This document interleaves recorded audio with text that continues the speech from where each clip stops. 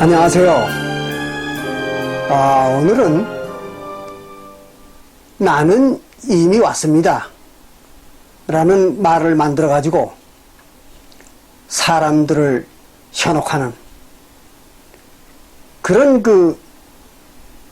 종교 야바위 집단에 대한 두 번째 이야기를 여러분과 함께 나눠보기로 하겠습니다.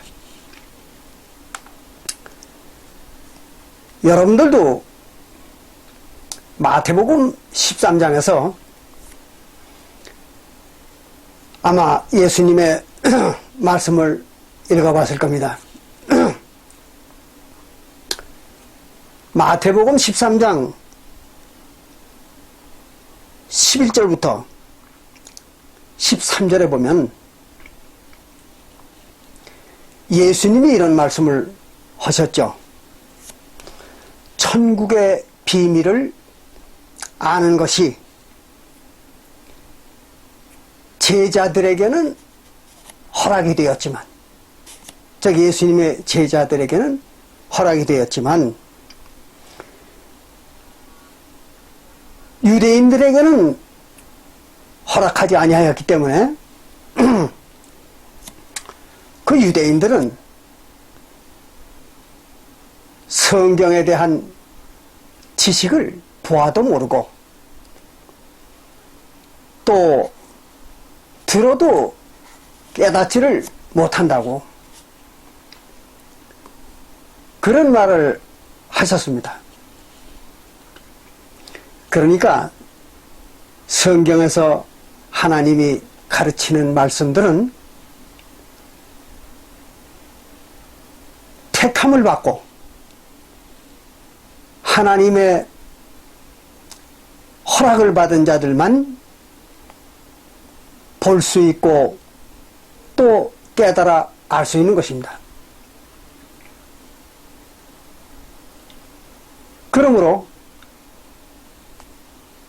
이스라엘 신, 즉 이스라엘의 하나님의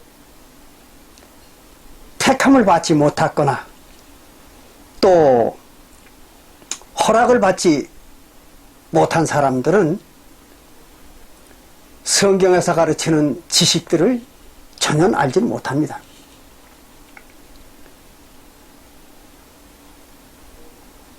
그러니까 오늘날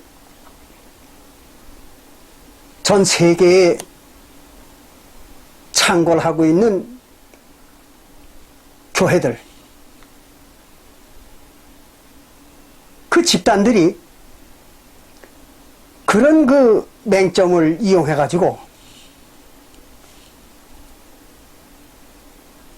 세상의 무수한 사람들을 속여먹고 있는 거예요.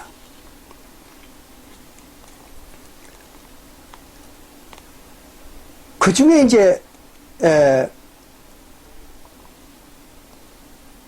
오늘날 한국에서 나는 왔습니다 라고 하는 말을 만들어 가지고 자기네 교회에 재림 예수가 왔다고 이렇게 사람들을 속여먹는, 그리고 이제 성경 구절들을 가지고 장난치를 치는 그런 야바위꾼들이 횡행하고 있는 겁니다. 그래서 오늘은 그들에 대한 두 번째 이야기를 여러분과 같이 나눠보기로 하는 것입니다. 지난 시간에도 잠시 말씀을 드렸습니다마는 나는 왔습니다 하는 말을 만들어 가지고 자기네 교회에 재림 예수가 왔다고. 이렇게 사람들을 속여먹는 자들이 바로 요한복음 14장 18절의 얘기를 가지고 그렇게 사람들을 속이는 것입니다. 요한복음 14장 18절에는요 이렇게 기록이 되어 있어요. 예수가 하는 말입니다. 예수님이 내가 너희를, 여기서 내가 하는 건 예수예요. 너희는 누군가 하면 예수의 제자들입니다. 지금으로부터 2000년 전 사도교회에 나타났던 예수님의 제자들을 보고 지금 하는 얘기예요. 예수가. 그런 것이지 이것이 전 세계 모든 인류에게 하는 말이 아닙니다. 더구나 오늘날 한국 사람들 보고 하는 얘기는 더욱 아닙니다. 여러분들이 여기에 속으면 안 됩니다. 그런데 이 나는 왔습니다라고 하는 이 말을 만들어가지고 사람도 속이는 이 종교 집단은요, 여기에서 너희라는 말이 지구의 모든 인류, 특히 한국 사람들한테 하는 말이라는 거예요. 얼마나 황당한 인간들입니까? 종교 사기꾼들은요, 이렇게 말을, 성경에 나오는 말들을 갖다 자기들 멋대로 해석하고 만들어가지고 사람들을 속이는 겁니다. 그래서 그들을 갖다가 나는 야바위 군들이라고 이렇게 말하는 것입니다. 18절에, 요한복음 14장 18절에 예수가 제자들에게 너희를 그랬습니다. 너희를, 제자들을 그 말이에요. 예수가 제자들을 고아와 같이 버려두지 아니하고 너희에게로 오리라 그랬어요. 그럼 예수가 누구한테 온다는 얘기입니까? 제자들한테 다시 오겠다는 얘기죠. 그런 것이지 2000년이나 지난 오늘날 대한민국에 오겠다는 얘기가 아니잖아요. 근데 이걸 가지고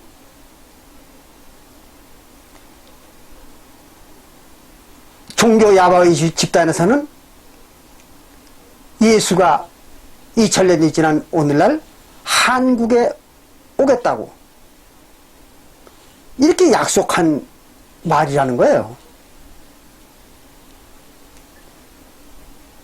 엄청난 사기꾼들 아닙니까? 그렇죠? 말도 안 되는 얘기죠. 예수가 분명히 너희들을 내버려 두지 않고 내가 오리라 했으면은 제자들 보고 제자들한테 한 말이지. 그게 어떻게 오늘날 2000년이 지난 한국 사람들에게 한 말입니까? 말이 안 되잖아요. 근데 그걸 말을 이렇게 해석을 뒤집는 겁니다. 그래가지고 오늘날 한국 사람들을 또 세계 인류를 현혹해가지고 돈과 육신과 인생을 착취하기 위해서 그따위 짓들을 하는 겁니다. 자, 그러면 그들이 어떻게 사람들을 속였는가?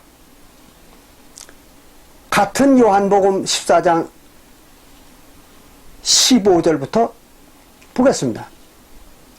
요한복음 14장 15절부터 보면은 그들이 완전히 사기를 치고 있다는 걸 알 수가 있습니다. 요한복음 14장 15절에 이렇게 기록을 했습니다. 너희가 나를 사랑하면 그랬어요. 너희가 누구예요? 예수님의 제자들이죠. 인류를 가지고 하는 얘기가 아니에요. 예수님 제자들한테 지금 하는 얘기입니다. 그냥 너희가 그랬으니까 예수님의 제자들을 말하는 거죠. 그래서 예수님의 제자들더러 예수님이 너희가 나를 사랑하면, 누구? 예수를 사랑하면 나의 계명을 지키라 그랬어요. 누구의 계명이요? 예수님의 계명입니다. 그런데 오늘날 세계 모든 기독교회들이 예수님의 계명이 뭔지 모릅니다. 절대 몰라요. 이제 아마 여러분들이 오늘 놀라운 얘기를 들을 것입니다. 저로부터.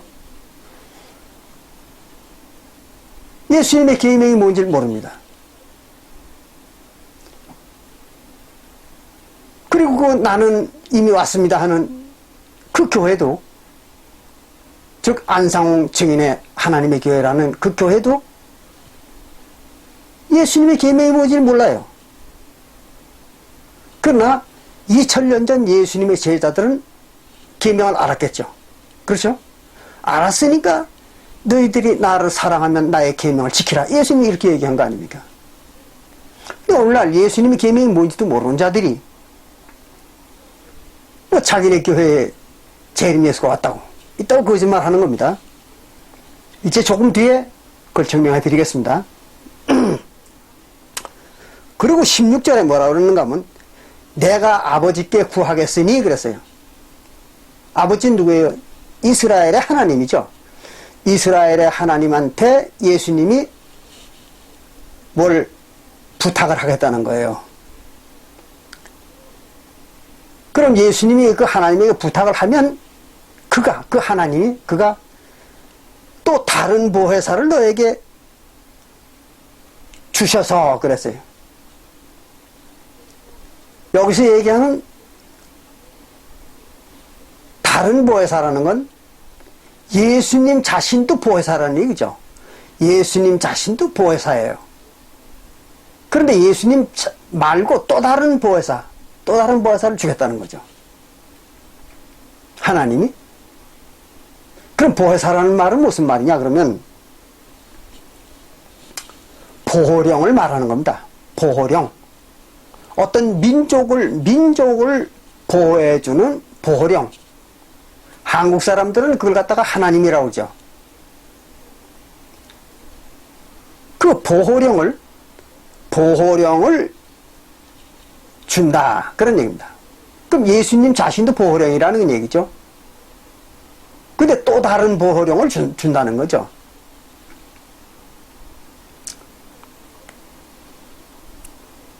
그리고 영원토록 너희와 함께 있게 하시리니 그랬어요. 그 다른 보호령, 다시 오는 보혜사, 그 다시 오는 보혜사를 제자들한테 주어서 영원히 너와 함께 있게 해주겠다. 그런 얘기예요. 이건 무슨 말이냐면 영원히 함께 있게 해주겠다는 얘기는 한 몸이 되게 해주겠다는 얘기죠. 그 보호령과 제자들이 한 몸이 되게 해주겠다는 겁니다.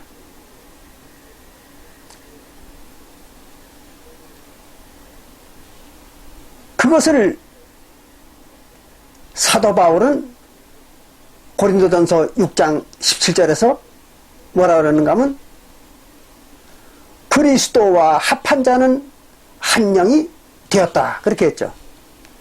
그리스도와 합한 자는 한 영이 되었다. 그리고 그리스도의 성령과 합하면 한 영이 되는 겁니다. 한 영이 됐으니까 영원히 함께 사는 거죠. 그 얘기입니다. 그래 놓고 17절에 뭐라 그러는가 하면 저는 그래서 다시 오는 보호령, 성령입니다. 다시 오는 보호령은 진리의 영이라 그랬습니다. 진리를 가르쳐주는 성령이라. 그런 얘기, 진리의 영.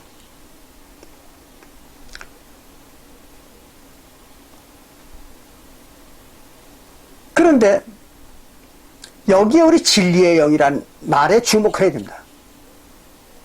왜 예수님이 자기 뒤에 오는 보호령에 대해서 진리의 영이라고 말했을까? 그 이유는 이런 겁니다. 예수님은 앞에 온 보호령이잖아요. 그리고 진리의 성령은 뒤에 오는 보호령이잖아요. 보혜사. 예수님은 앞에 온 보혜사입니다. 그리고 진리의 영은 뒤에 오는 보혜사입니다. 그 뒤에 오는 보혜사를 보고 진리의 영이라고 그랬어요. 왜 그랬는가 하면 앞에 왔던 예수는 진리를 안 가르친다는 얘기입니다. 그리고 뒤에 오는 보호령이, 즉 성령이, 진리의 성령이 진리는 가르친다는 거예요. 여러분들 이걸 잘 이해하셔야 됩니다. 안 그러면 여러분들이 전혀 성경을 이해하지 못합니다.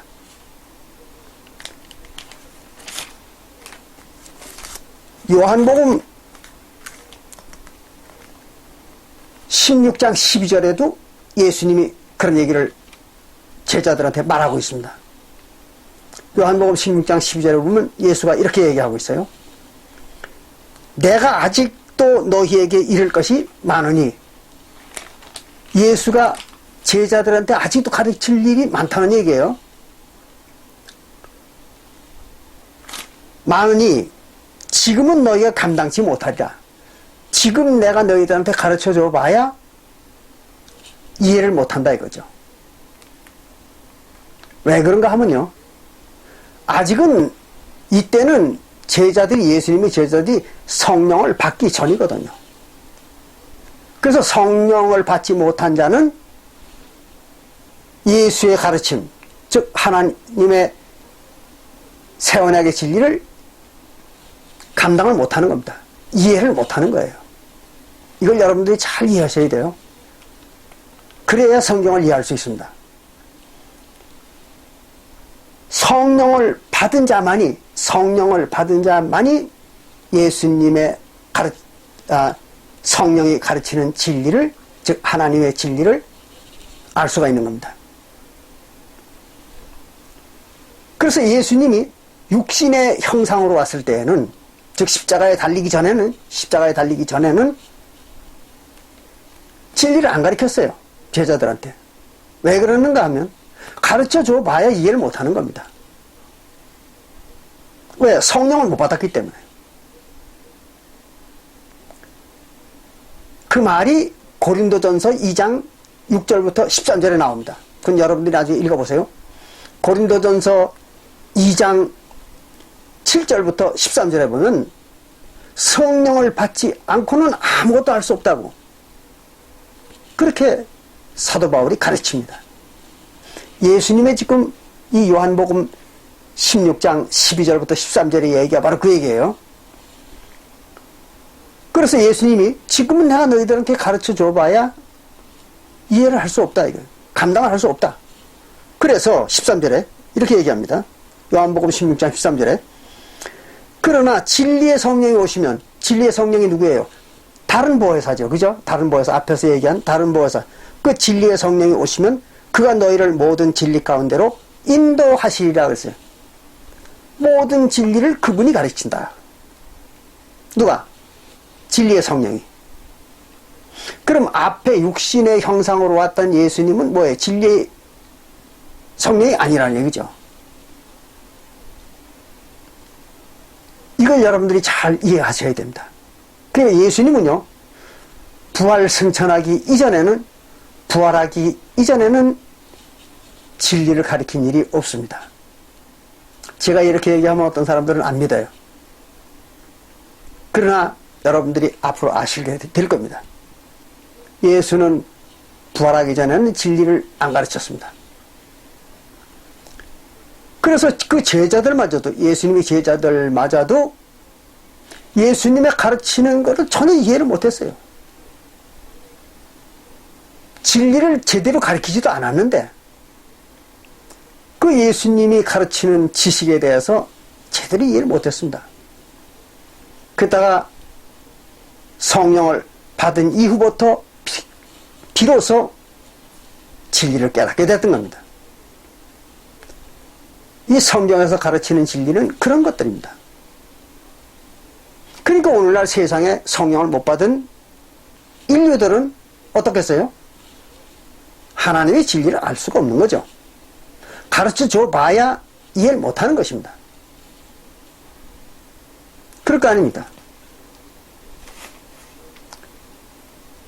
그럼 여러분들 중에는 똑똑하신 분들이 있어서 이런 반박을 할 수 있습니다.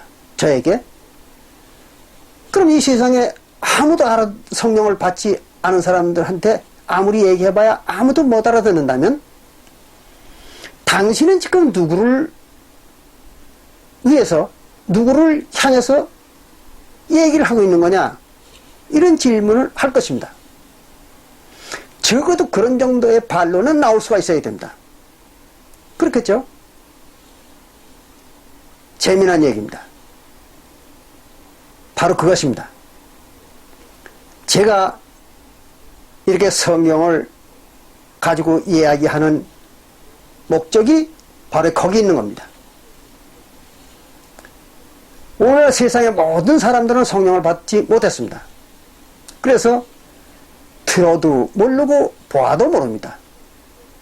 그러나 그 중에는 아주 극소수의 사람들이 이 내가 하는 말을 알아듣는 사람들이 있습니다. 저는 그분들을 위해서 얘기하는 겁니다. 이거를 여러분들이 이해해 주시기 바랍니다. 아시겠죠? 자, 그러면 진리의 성령이 오셔야만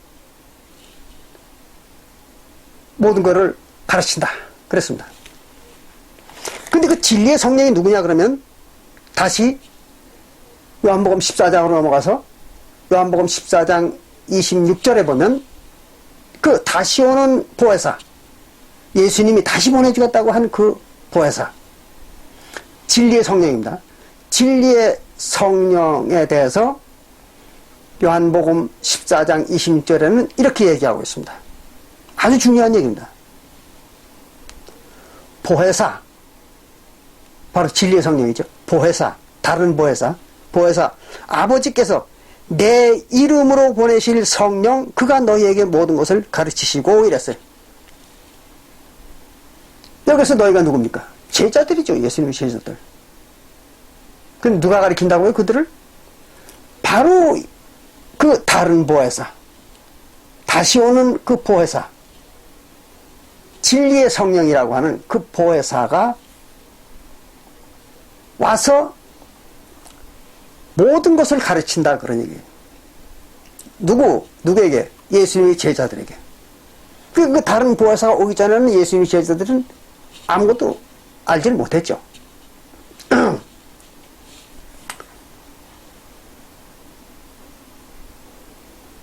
그런데 여기에 아주 중대한 말이 나오는 겁니다. 여기 이랬어요. 그 보혜사가, 다시 오는 보혜사의 이름이 예수라는 겁니다. 이건 여러분들이 아주 반드시 깨달아야 됩니다. 아버지께서는 내 이름으로, 그래서 내 이름, 내가 누구예요? 예수죠. 예수의 이름으로 보내는 성령이다 그랬습니다. 그럼 진리의 성령의 이름이 뭡니까? 예수죠. 예수. 그렇잖아요? 다시 오는 성령, 진리의 성령의 이름이 예수입니다. 그러면 지금 요한복음 14장 8절을 가지고 사람들을 속이면서 자기네 교회 재림 예수가 왔다. 그래가지고 나는 이미 왔습니다.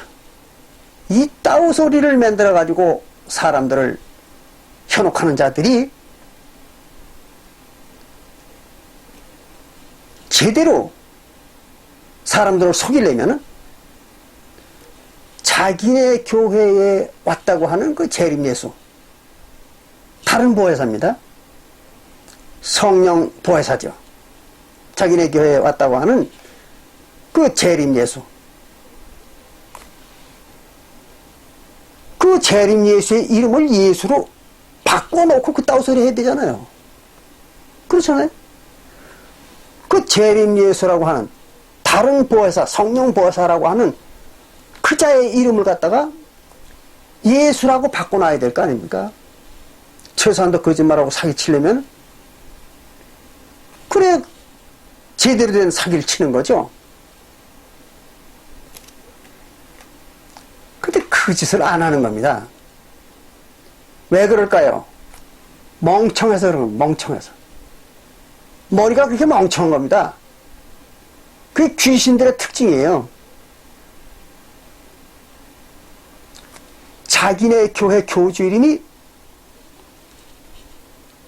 안상홍이라는 거예요. 이 성경 이름이 뭐라고 했어요? 예수라고 했잖아요. 예수입니다.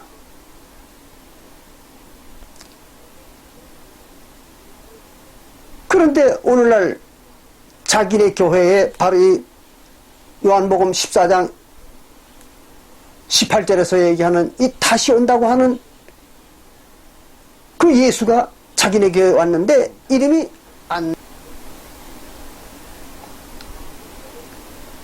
어처구니 없는 얘기를 하고 있는 거잖아요. 또 뭐라고 하는지 아십니까? 그 재림 예수가요, 자기네 교회에 왔는데 또 장길자라는 여자로도 왔다는 거예요. 그 재림 예수 둘이 온 겁니다. 남편 재림 예수, 그 부인 재림 예수가 왔다는 거예요. 그래가지고 남편 재림 예수는 안상홍, 부인 재림 예수는 장길자, 이렇다는 거예요. 이게 제정신인 인간들입니까? 또 여기에 속아요, 사람들이. 그 속는 인간들은 또 어떤 인간들인지 기가 막힌 얘기죠. 뭐 그 외에도 많잖아요. 뭐 어떤 교회에는 무슨 이만이라는 사람이 자기가 재림 예수다, 성령 보혜사다, 이렇게 떠드는 교회도 있고, 별별 인간들이 많습니다. 이런 그 황당한 거짓말에 무수한 사람들이 속는 겁니다. 그래가지고 갖다 돈 바치고 몸 바치고 인생 다 바치는 거예요. 얼마나 어처구니 없는 얘기입니까? 다시 오는 보혜사의 이름이 뭐라고요? 예수라고 그랬잖아요. 예수. 요한복음 14장 26절에. 그러니까 적어도 사람들을 속여 먹으려면 자기네 교회 교주 이름을 갖다 예수라고 바꿔놔야 되는 겁니다. 그 짓을 못하는 거예요. 왜? 지능이 한 자릿수거든요. 귀신입니다, 그게. 귀신들의 지능은 한 자릿수입니다. 그래서 귀신들이 사람을 어떻게 속이는 줄 아십니까? 이렇게 속입니다. 귀신 들린 사람을 안 지켜놓고요, 귀신을 나가라고 소리를 칩니다. 그러면 호되게 소리를 치면요, 이 귀신이 겁을 먹고 가만히 있어요. 그때 귀신한테 물어보는 겁니다. 이 더러운 귀신아, 나갔느냐? 하고 소리를 쳐보십시오. 그럼 귀신이 뭐라고 대답하는지 아십니까? 네, 나갔어요, 이런다고요. 지가 가만히 있으면, 사람은 저를 못 보니까 지가 가만히 있으면 나간 줄 알 텐데, 사람들을 속인다고 집단에는 네, 나갔어요, 이러는 거예요. 배꼽 잡을 얘기 아닙니까? 그거 똑같은 거죠. 아예 재림예수가 왔다고 하려면 이름도 얘기를 하지 말아야죠. 그렇잖아요. 이름이라도 숨겨야 되잖아요. 자기가 무슨 안상홍이든지 김계똥이든지 뭐 그 이름을 버려야죠. 이름을 버리고 자기가 예수라고 이름을 바꿔야 되잖아요. 그래야 요한복음 14장 26절에 나오는 이 말과 일치가 되는 거 아닙니까? 근데 그 짓을 못하는 거예요. 왜? IQ가 한 자리 쓰니까. 귀신이거든요. 귀신의 IQ입니다. 여러분들 이걸 잘 이해하시기 바랍니다. 빌립보서 1장 19절에도 엄연히 빌립보서 1장 19절에도 엄연히 사도 바울이 거기 그렇게 써놨잖아요. 예수 그리스도의 성령의 도우심으로 그랬습니다. 예수 그리스도의 성령입니다. 그럼 성령의 이름이 뭐예요? 예수 그리스도죠. 예수입니다. 성령의 이름은. 그래서 사도 바울이 그 예수 그리스도의 성령의 도우심으로 내가 구원에 이를 줄을 아노라 했잖아요.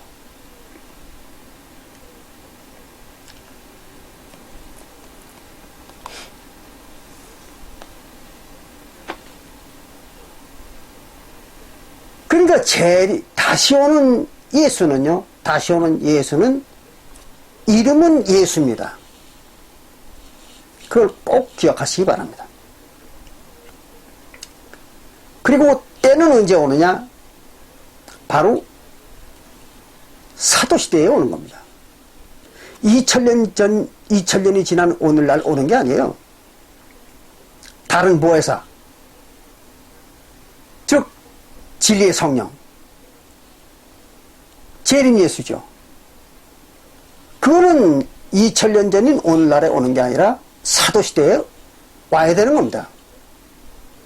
왜 그런가 하면은 사도시대에 예수가 다시 안 오면은, 진리의 성령이 다시 안 오면 어떻게 될까요? 사도교회의 성도 중에서 구원받는 자가 단 한 사람도 없겠죠. 그렇잖아요? 심지어는 베드로까지도 구원을 못 받는 겁니다. 왜 그래요? 진리를 안 가르쳤으니까. 구원의 진리를 예수가 안 가르쳤으니까. 받을 수가 없는 거죠. 그걸 여러분들이 잘 이해하시기 바랍니다.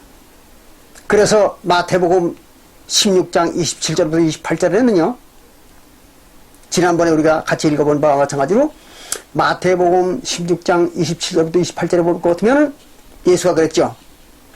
내가 아버지의 영광을 가지고 다시 올 터인데, 즉 예수가 하나님의 영광의 모습으로 다시 올 터인데, 그 하나님의 영광의 모습이 어떤 거예요? 성령 보혜사죠. 보이지 않는 모습. 골로새서 1장 15절에 나오는, 골로새서 1장 15절에 보이지 아니하는 하나님의 형상 그랬죠. 그 보이지 아니하는 하나님의 형상으로 오는 그 영광의 형상, 진리의 성령이죠. 그것이 언제 온다고요? 예수님이 그랬잖아요. 내 앞에 서 있는 너희들이, 내 앞에 서 있는 너희들이 다 죽기 전에 내가 오리라 그랬잖아요. 그럼 예수님 앞에 서 있던 제자들이 언제 죽었습니까? 사도시대에 다 죽었잖아요. 오늘날까지 살아있는 예수님의 제자들이 있습니까? 없잖아요. 근데 어떻게 오늘날 와요, 예수가? 어처구니 없는 얘기를 하는 거죠. 같은 말이 히브리서 9장 27절과 28절에도 나오죠. 그건 여러분들이 나중에 읽어보십시오. 히브리서 9장 27절부터 28절에도 그런 말이 나옵니다. 그런데 그 안상홍 증인의 하나님의 교회라고 하는 그 교회, 나는 왔습니다, 이따오 소리 가지고 사람들을 속여먹는 그 종교 집단에게다가 왜 하필 한국에 왔느냐? 그 무슨 이유가 있어야 될 게 아니냐 이거예요. 왜 한국에 왔느냐? 재림 예수가 2000년이나 지나가지고 이렇게 물어보면 그들은 요한계시록 7장 2절과 3절을 가지고 변명을 합니다.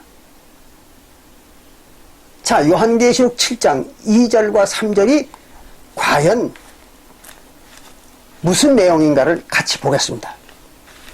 그럼 그들이 거짓말쟁이들이라는 걸 알 수가 있습니다.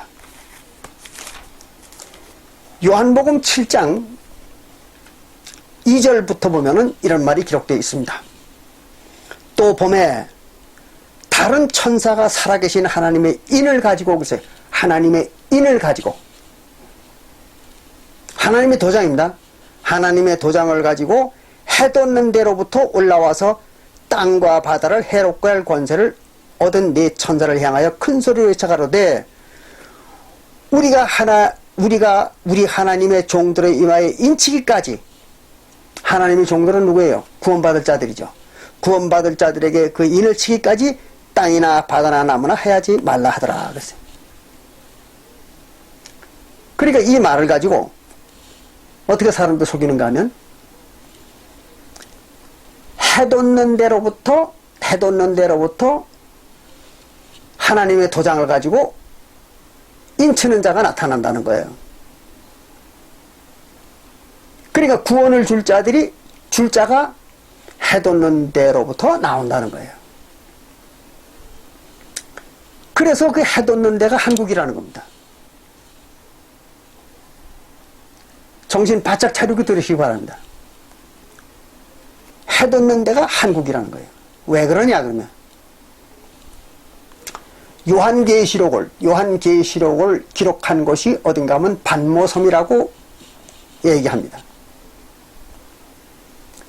근데 그 반모섬이라는 곳에서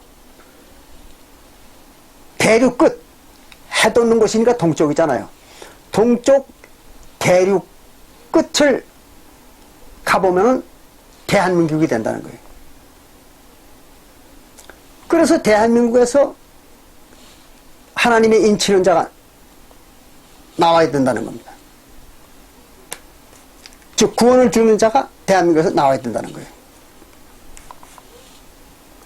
여기 사람들이 아주 깜빡 속아버립니다.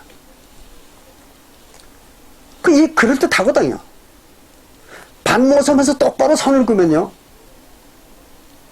대한민국의 북대전 정도가 됩니다. 여러분들은 잘 아셔야 돼요. 위도상으로. 그러니까 대한민국에서 인치는 자가, 즉 구원을 주는 자가 나타나야 된다는 거죠.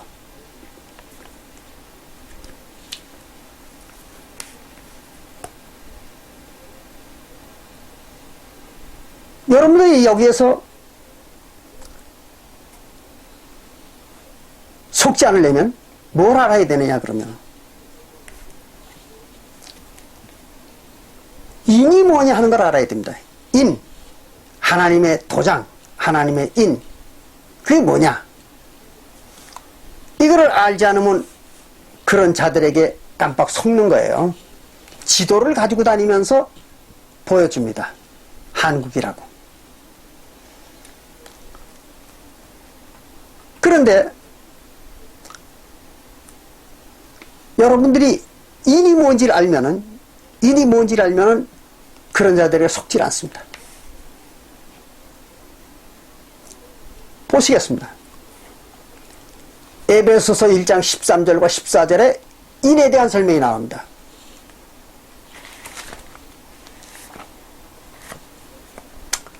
에베소서 1장 13절에 보면 이렇게 기록하고 있습니다. 성경에. 그 안에서,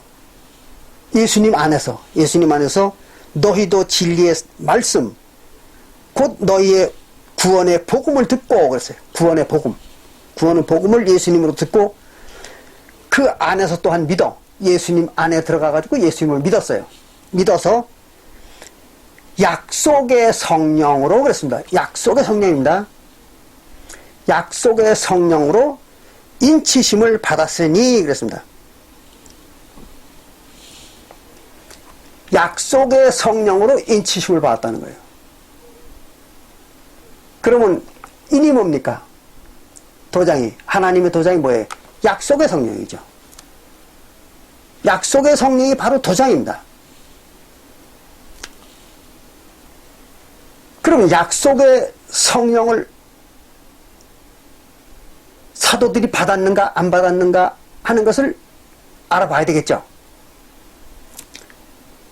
이 뒤는 이제 그걸 알아보고 또 설명을 드리겠습니다. 약속의 성령을 사도들이 받았는가 안 받았는가 보겠습니다.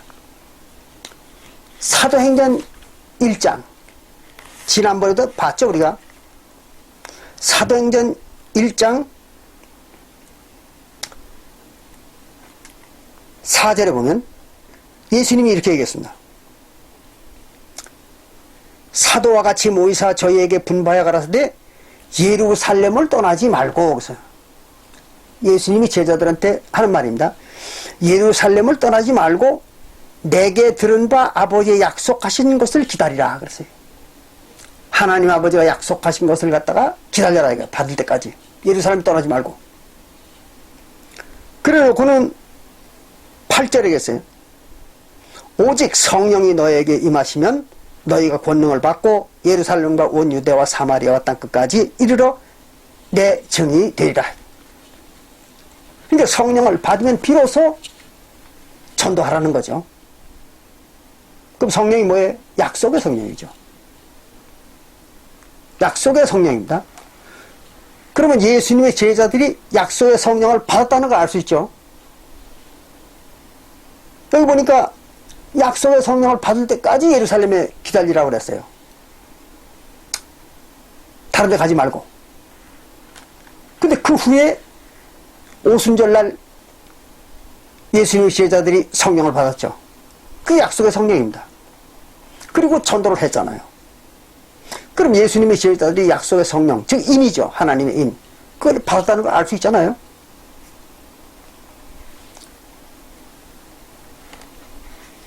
그런데 만약에 안상홍 증인의 하나님의 교회에서 주장하는 것처럼 오늘날 두 번째 오는 진리의 성령, 다른 보혜사죠. 그 인치는 자가 만약에 오늘날 한국에 온다고 가정하면 어떻게 될까요? 사도교회에는 안 왔다는 얘기가 되잖아요. 여러분들 이걸 잘 생각하셔야 됩니다. 두 번째 오는 예수가 한국에 왔다면, 2000년 후인 한국에 왔다면 사도교회에는 안 왔다는 얘기가 되잖아요.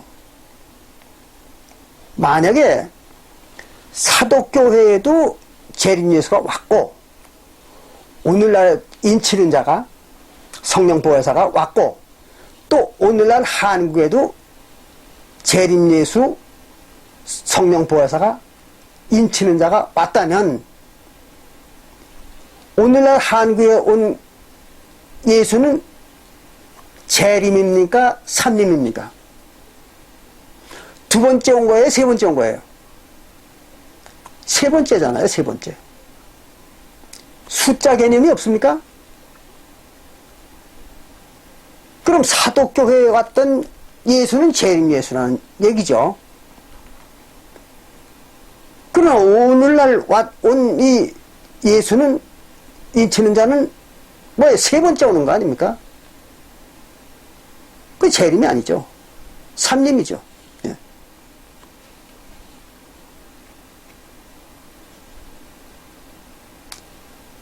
그런데 다른 보혜사가, 즉 인치는 성령 보혜사가 사도시대에 예수가 승천한 이후에 오고 사도교회에, 그리고 또다시 한국에 온다는 성경 예언은 없습니다. 그게 있어야 되잖아요. 한국에 다시 온다는 그 예언이 성경 어딘가에 있어야 될 거 아니에요.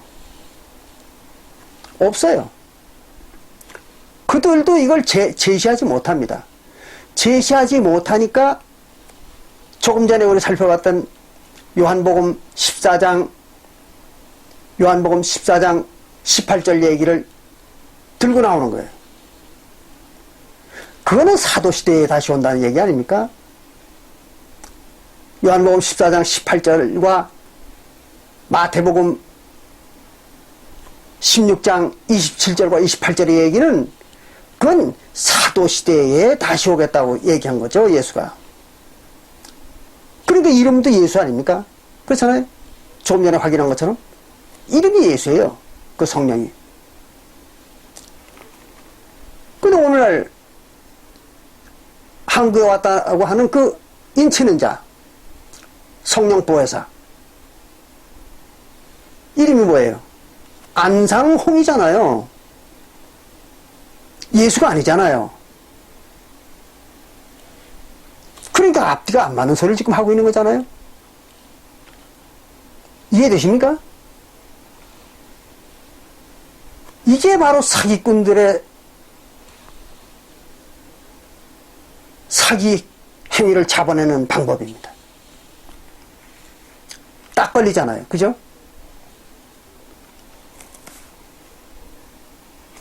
그 더 또 웃기는 건요. 에베소서 1장 7절에 보면 그 인에 대해서 하나님이 도장, 구원의 인에 대해서 이렇게 얘기합니다. 에베소서 1장 7절에 보면 우리가 그랬어요. 여기서 우리가 하는 얘기는 누굴 얘기하는 겁니까? 사도 바울과 사도교회 성도들이 그런 얘기입니다. 오늘날 2000년이 지난 오늘날 한국 사람들을 말하는 게 아니에요. 우리 오늘날 한국 사람들이라면 사도 바울이 우리가 이렇게 얘기할 일 없죠. 이건 어디까지나 에베소 교회에 편지한 거예요, 사도 바울이. 그러니까 편지에다가 우리가 그랬으니까 사도 바울과 에베소 교회 교인들을 얘기한 거죠.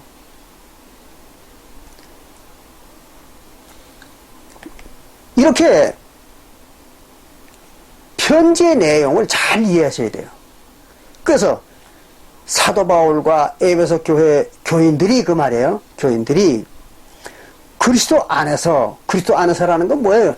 예수님 속에 들어가가지고, 즉 예수님과 한 영이 되어가지고, 고린도전서 6장 17절 예수와 한 영이 되어가지고 그런 얘기예요. 너는 내 속에, 나는 내 속에. 그래서 안에서 그의 은혜의 풍성함을 따라 그리스도의 피로 말미암아, 그리스도의 피입니다. 그리스도의 피로 말미암아 구속, 곧 죄사함을 받았으니 이랬어요.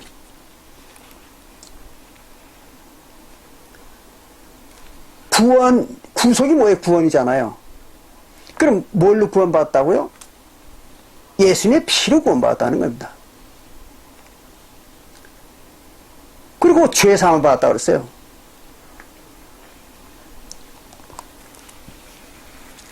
이건 조금 내용이 어렵습니다. 지난번에도 말씀드린 것처럼 구약시대에는 죄사함을 뭘로 받는다고요?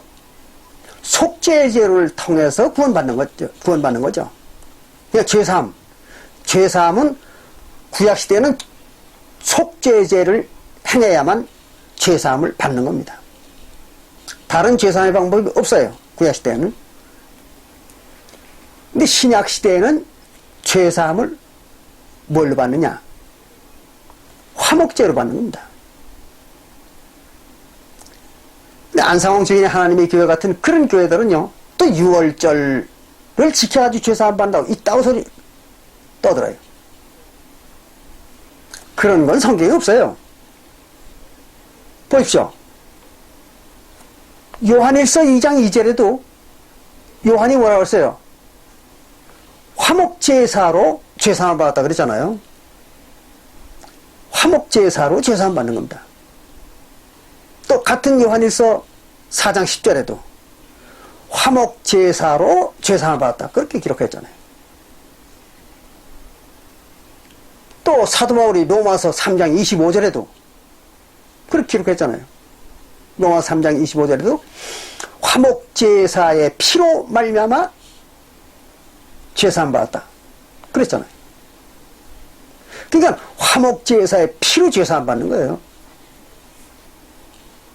그리고 구약시대에는 속죄제의 피로 죄사함 받고, 신약 시대에는 화목제의 피로 죄사함 받는 겁니다.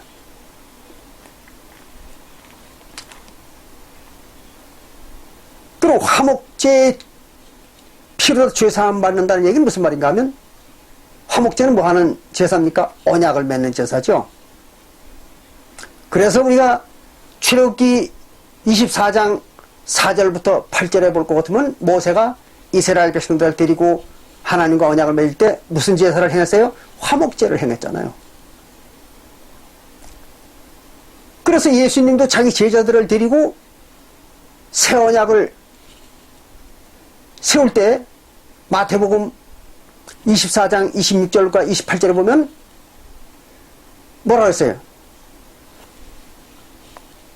자기의 피를 자기의 몸을 살을 상징하는 축사한 떡과 자기 피를 상징하는 축사한 포도주를 제자들한테 주면서 뭐라 했어요? 그 포도주를 가지고 이것이 많은 사람의 죄사함을 위해서 흘리는 바 나의 피 곧 언약의 피니라 이랬죠.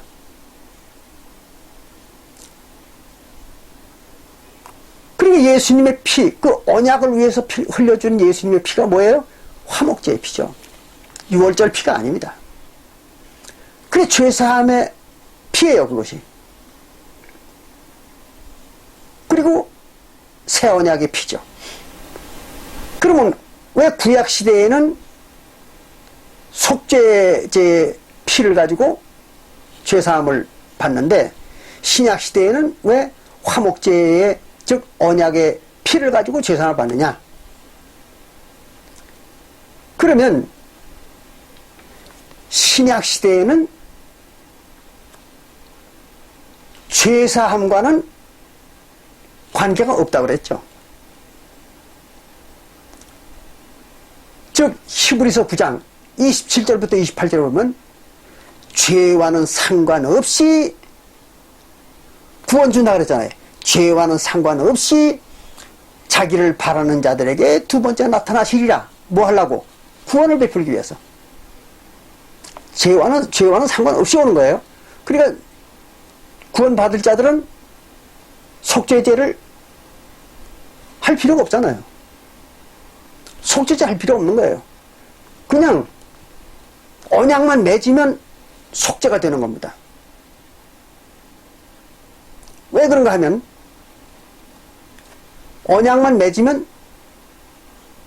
예수가 뭘 줘요? 성령을 주는 거죠.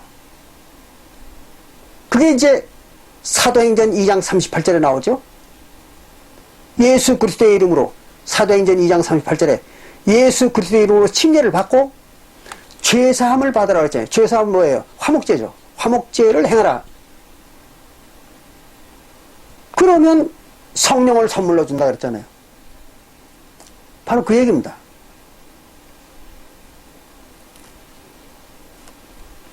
침례하고 그 다음에 죄사함을 받으라는 얘기는 무슨 말이냐면 화목제사를 행하라 그거죠. 화목제사는 뭐예요? 언약을 맺는 거잖아요. 그러니까 하나님과 언약을 맺으라는 거예요. 침례받고 화목제사로다가 언약을 맺으라. 그러면 죄사함은 자동적으로 이루어진다 이거죠. 뭘로다가? 성령을 받기 때문에. 성령과 한 몸을 이루기 때문에. 예수 그리스도의 영과 한 영을 이루기 때문에 자동적으로 죄사함을 이룬다.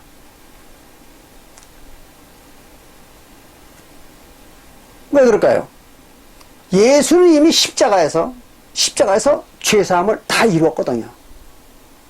그래서 히브리서 9장 12절에 보면 예수는 십자가에서 죄사함을 위해서 단번 제사를 행했다 그랬죠. 그겁니다.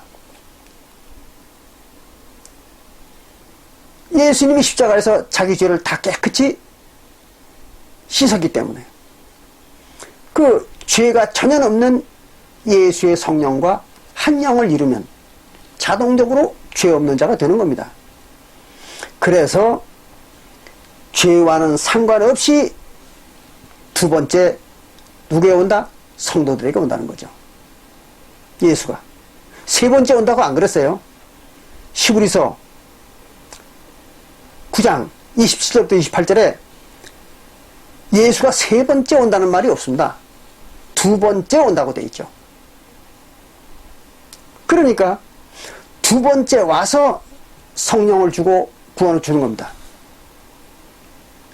근데 만약에 그 두 번째 오는 것이 오늘날 대한민국에 왔다고 가정합시다. 그러면 사도교회는 안 왔다는 얘기가 되잖아요.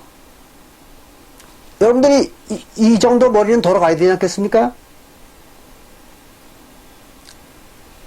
두 번째 오는 예수가 한국에 왔다면, 2000년 후인 오늘날에 왔다면 사도교회에는 두 번째 오질 않았다는 얘기가 되잖아요.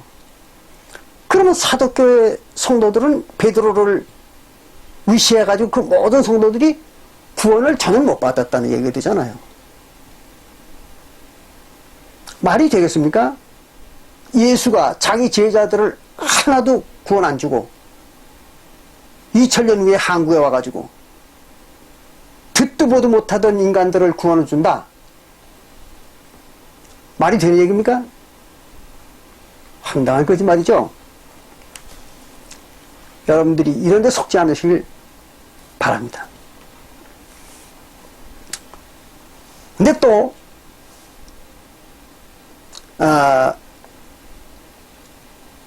이 동쪽이라는 것도 어처구니 없는 얘기예요. 한국이 동쪽이라고. 요한계시록 7장 2절부터 3절에 얘기하는 그 동방이 해돋는 곳이 한국이라는 겁니다. 자, 그들이 얼마나 거짓말을 잘하는가 보겠습니다.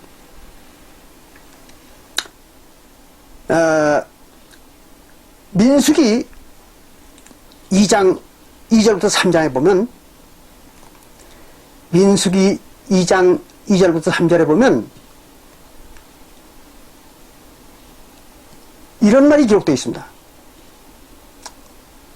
광야에서, 신의 광야입니다. 광야에서 동방, 곧 해돋는 곳은 성막의 동쪽이라 이랬어요.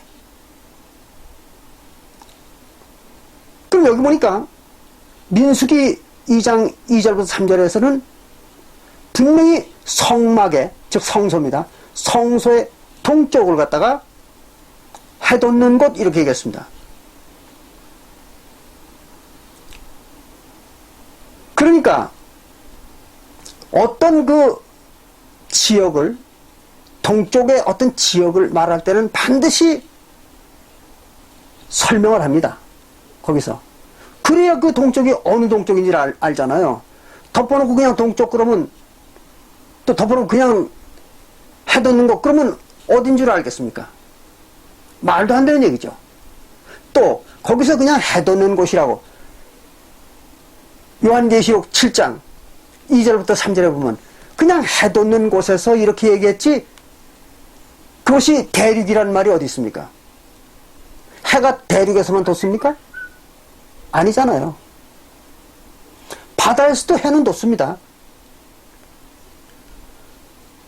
그러니까 그게 꼭 대륙에서 나타난다 이런 얘기는 있을 수가 없는 얘기잖아요. 그래서 성경에 볼 것 같으면은 어떤 특정한 장소를 얘기할 때는 반드시 설명이 들어갑니다.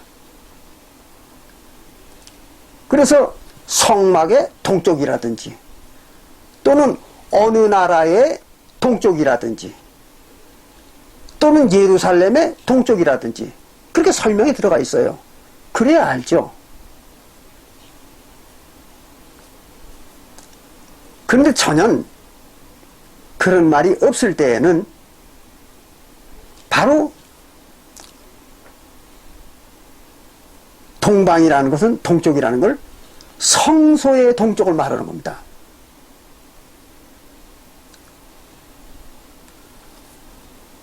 그럼 성소의 동쪽은 뭐냐?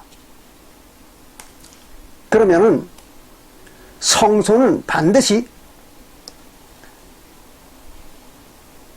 세울 때 서쪽은 지성소가 가도록 해야 되고, 동쪽은 외소, 즉 제사장들이 제사를 행하는 바깥쪽 성소입니다. 그 성소라고 하는 바깥쪽이 동쪽으로 가게 되어 있습니다. 그리고 서쪽에는 내소라고 그래가지고 지성소를 말합니다. 꼭 성소는 그렇게 세우게 되어 있습니다. 그건 하나님의 법입니다. 그렇기 때문에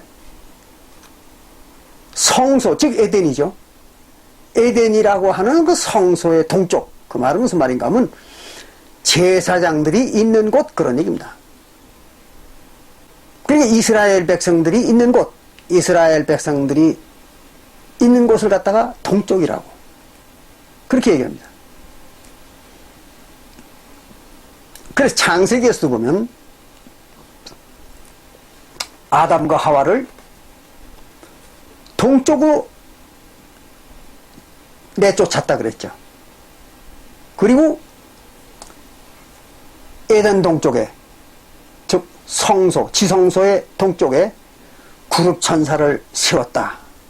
그런 얘기들 여러분 읽어보셨죠? 그래서 동쪽은 어느 쪽을 얘기하는가 하면 이스라엘 백성들을 동쪽이라고 얘기하는 겁니다. 그래서 해 돋는 곳에서 인치는 자가 나타난다. 그 말은 무슨 말이냐면 이스라엘 백성 중에서 인치는 자가 나온다는 얘기입니다.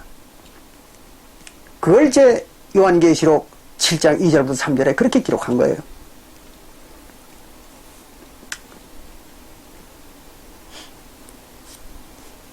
그런 것이 그 한국을 얘기하는 게 아닙니다.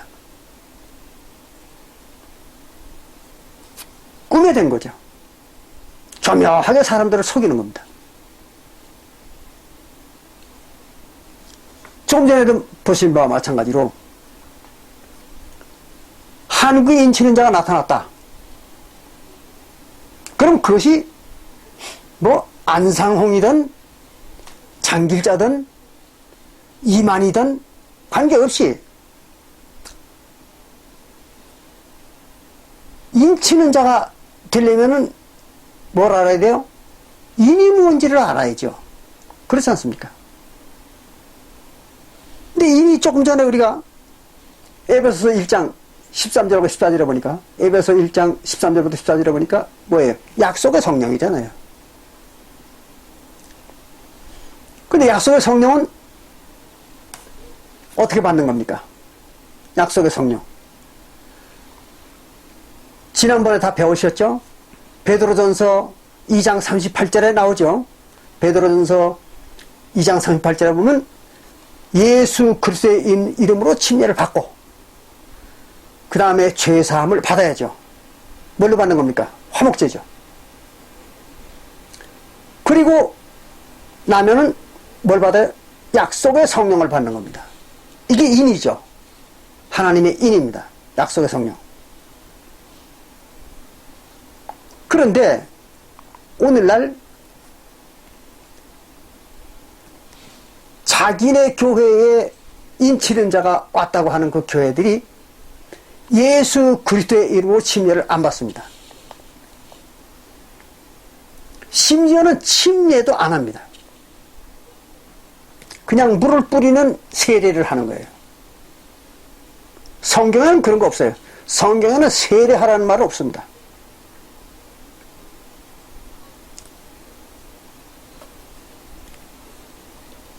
개역 한글판이나 또 한국 각종 한역 성경 속에 침례라는 게 나오기는 합니다. 근데 그거는 침례를 행하는 기독교회들이 만들어낸 거예요. 그런 것이 성경 본문에는요, 침례라는 게, 세례라는 게 없습니다. 전부 침례입니다. 물속에 잠기는 거예요. 예수도 침례받을 때 물속에 잠겼다 나왔잖아요.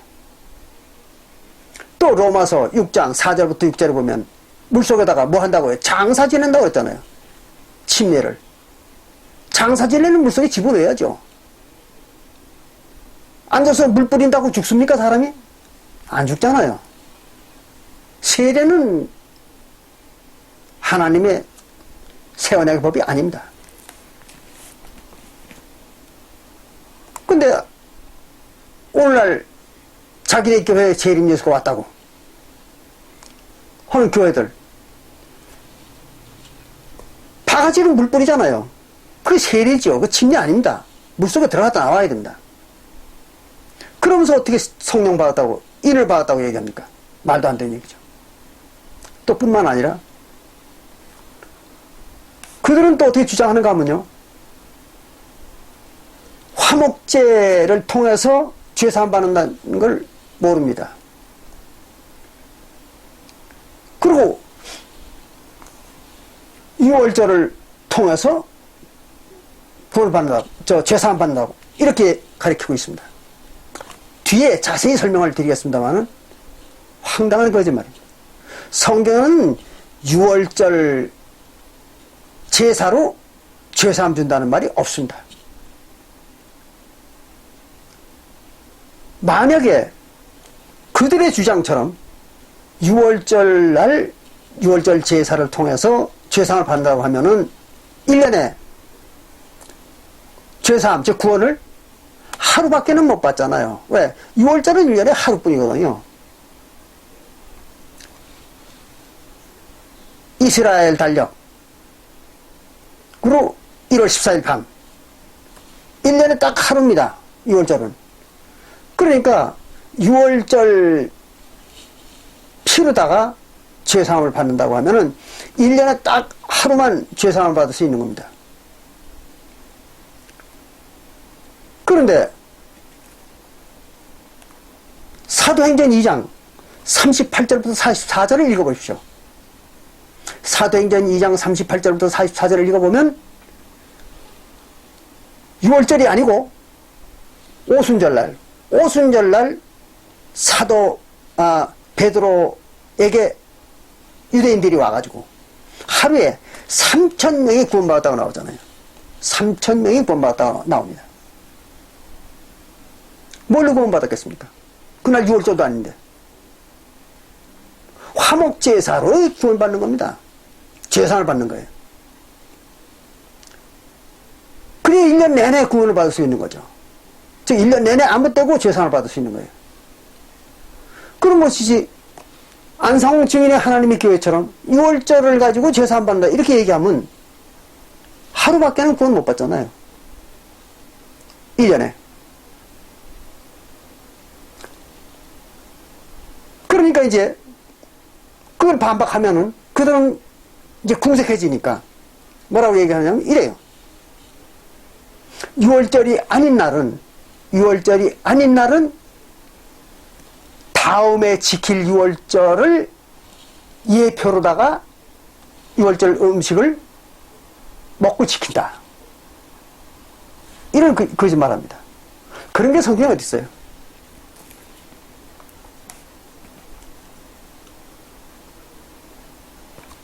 절기에 드리는 고기나 피는 제물입니다. 제물을 빌려다 먹는 법은 없습니다. 뭐 6월절 제물을 미리 빌려다 먹는다든지 또는 무슨 상번제 제물을 미리 빌려다가 상번제를 행한다든지 이따위 얘기는 있을 수가 없는 거예요. 그런 성경의 율법이 어디 있습니까?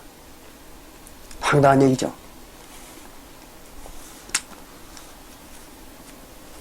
궁색하니까 별별 소리를 다 하는 겁니다. 양심이 털끝만큼도 없는 인간들이죠. 어쨌든 그들은 6월절이 또 새 언약이라고도 또 주장합니다. 그래서 이런 말을 합니다. 자기네 교주가 안상홍이라는 사람이 1918년에 태어나가지고 한국에서 1918년에 태어나가지고 1948년에 침례를 받았어요. 안식교에서 1948년에 안식교에서 침례를 받고 1964년도에 하나님의 교회라는 걸 세웠습니다. 그리고 나서 1985년도에 죽었습니다.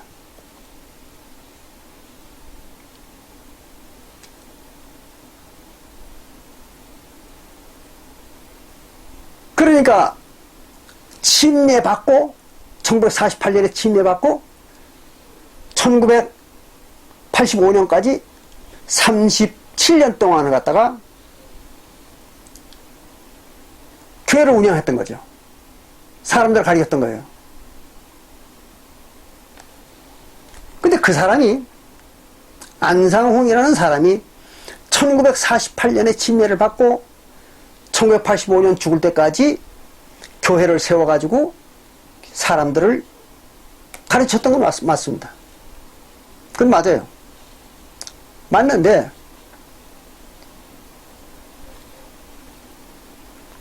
그 사람이 가르친 것이 뭔가 하면 새언약 유월절이라는 겁니다.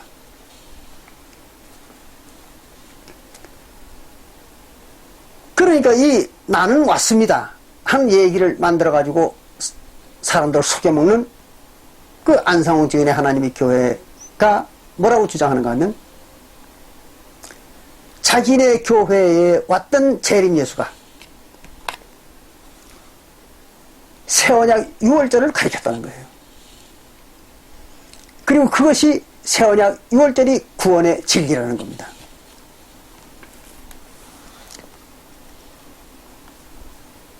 황당한 거짓말입니다. 유월절이 새언약 유월절이라는 말은 없는 겁니다. 새언약 유월절이라는 건 존재하지 않습니다. 왜 그러냐 그러면 유월절이라는 거는 절기입니다. 절기. 그건 여러분들 짐작하시잖아요. 유월절 그러니까 절기잖아요. 유월절, 무교절, 뭐 초실절, 초막절, 그 뭡니까? 절기죠. 그럼 절기가 그럼 새언약이 될 수 있느냐? 말이 안 되는 겁니다. 절기가 새언약이 될 수 있다고 하면은 새언약 때 절기를 지켜야 되잖아요. 그래서 오늘날 그 안상홍 증인의 하나님의 교회라는 그 교회에서는 1년 내내 절기를 지킵니다. 각종 절기를 지켜요. 그런데 사도 바울은 어떻게 가르쳤습니까? 절대로 절기를 지키지 말라고 가르쳤잖아요. 사도 바울은. 그렇죠? 갈라디아서 4장 10절부터 11절에 뭐라고 했습니까? 사도 바울이 날과 달과 해와 절기로 인하여 그 따위를 그 절기 같은 거를 지킴으로 말미암아 내가 너희들에게 수고한 것이 헛될까 염려되느라 그랬잖아요.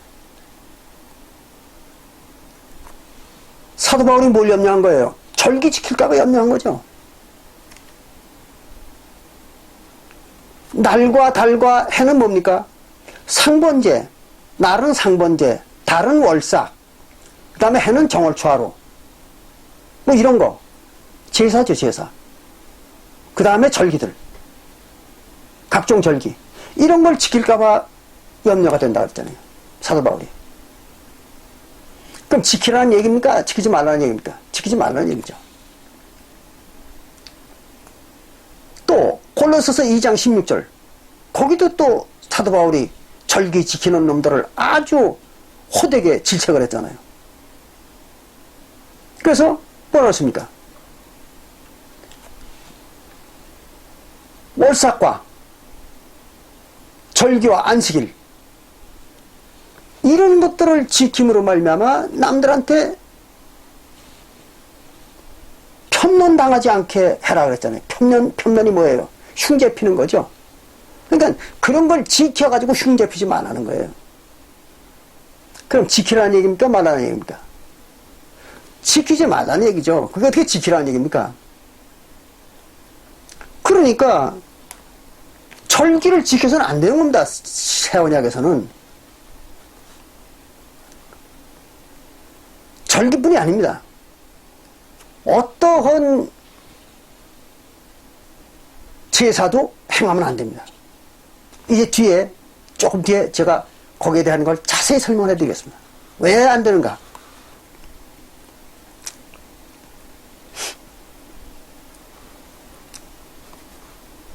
여기 보면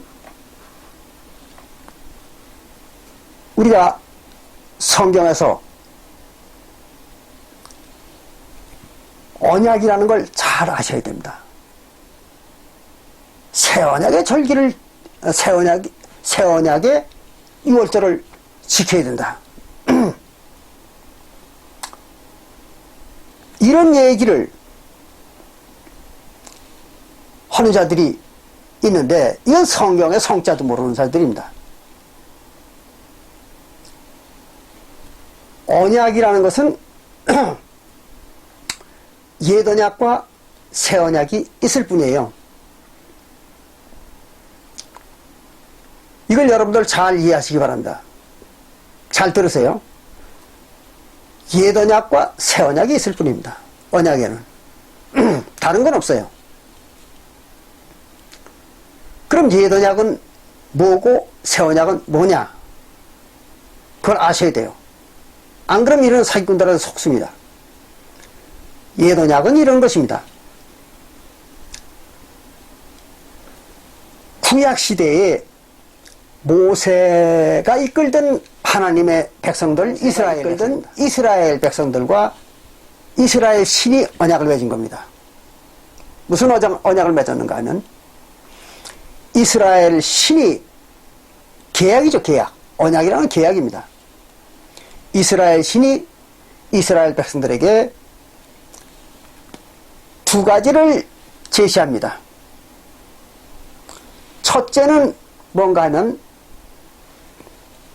가나안 땅을 주겠다고, 너희들의 생업으로 가나안 땅을 주겠다고 약속을 합니다.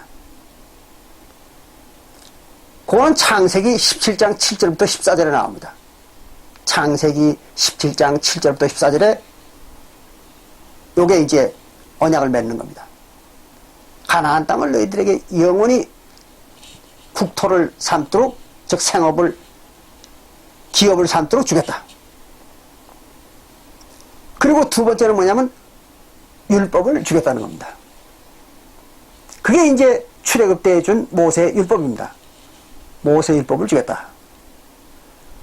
그러면 이스라엘 민족들은 모세의 율법을 지키고 가나안 땅을 영토로 가지라는 거예요.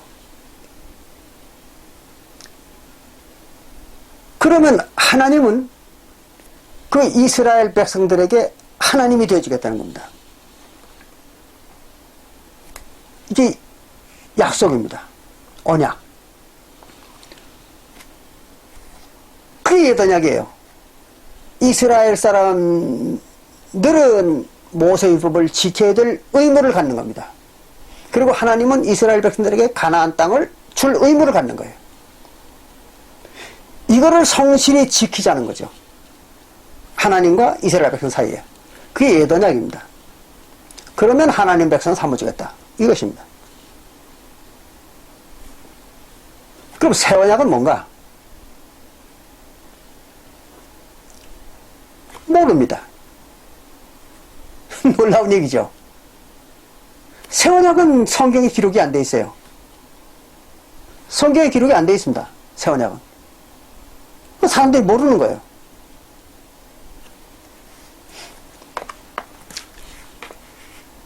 그건 왜 그런가 하면 하나님이 그 약속을 했어요. 그 말을 사도 바울은 히브리서 8장 8절부터 기록하고 있습니다. 히브리서 8장 8절에 사도 바울이 이렇게 기록했습니다. 이스라엘 백성들을 허물하여 일렀으되, 하나님이 이스라엘 신이 이스라엘 백성들을 갖다 책망하기를,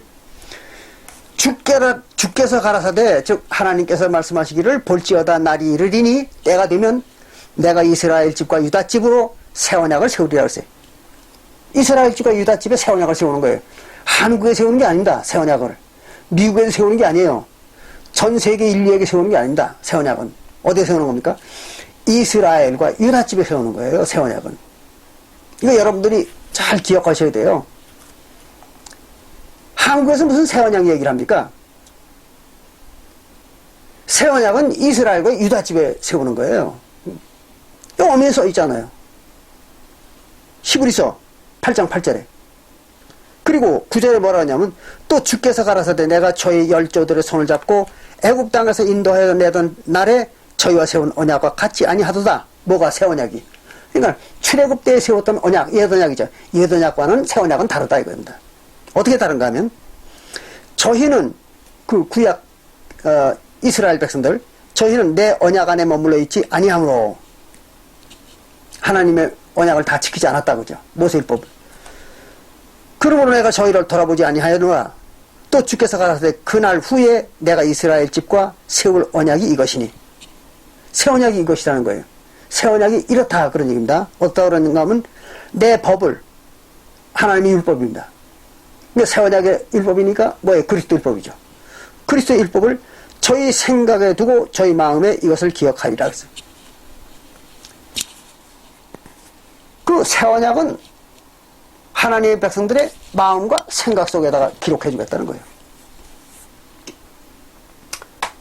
옛 언약은 어디다가 기록해 줬습니까? 책에다 기록해 줬죠. 그렇죠? 모세 율법 책에다가.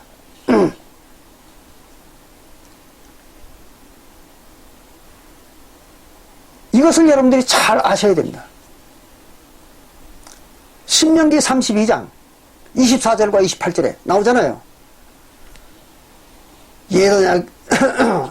옛 언약의 율법은 책으로 기록해 준 겁니다. 율법책으로. 근데 새 언약 때 하나님 법은 어디다 기록을 해요? 성도들의 마음과 생각에다 기록하는 겁니다. 책으로는 기록을 안 해요. 그럼 성경에 기록이 있을까요? 없죠. 있을 택이 없잖아요. 성경에는 기록을, 책으로는 기록을 안 한다고 했으니까. 그 오늘날 사람들이 뭘 보고 하나님을 믿습니까? 성경을 읽는 거 아니에요, 성경. 근데 성경에 기록을 안 했다는 거죠. 어디서 알 수 있습니까? 모르는 거죠. 그래서 모르는 겁니다. 세상 사람들이. 그러나 성령을 받은 자들은 어떻다고요? 하나님의 깊은 것이라도 통달한다 그랬잖아요. 아는 겁니다. 성령을 받으면. 성령을 받지 못한 자들은 기록이 없으면 알 수가 없습니다. 그러나 성령을 받은 자들은 알 수 있어요. 자, 그건 뒤에 이제 설명을 드리기로 하고. 그럼 옛 언약과 새 언약이 있잖아요. 언약에는. 근데 옛 언약은 뭐예요? 모세율법을, 이스라엘 백성들이 모세율법을 지키면 가나안 땅을 주겠다는 약속이잖아요. 그게 옛 언약이죠. 그러니까 옛 언약은 아주 복잡하잖아요. 내용이.